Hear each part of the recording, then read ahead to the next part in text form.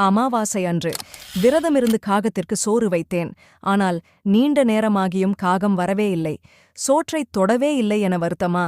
சிலர் உடனே கேட்பார்கள், பரிகாரம் என்ன என்று.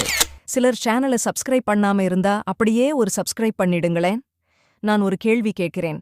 உங்களுக்கு யாராவது சாப்பாடு போட்டுவிட்டு அந்த சாப்பாட்டையே பார்த்துக் கொண்டிருந்தால் நிம்மதியாகச் சாப்பிடுவீர்களா அல்லது வெட்கப்பட்டு தள்ளிப் போவீர்களா?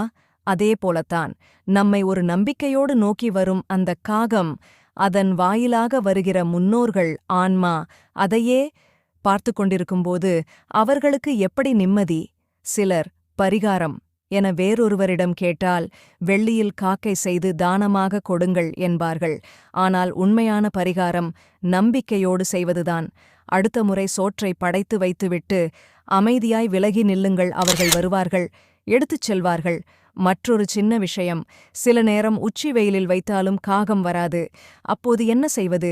3 முறை நீர் விளாவுவது போல் கையால் விளாவி அந்த சோற்றை படையலை நன்றாக குழைத்து 3 முறை கூரை மேலாக எரியுங்கள்.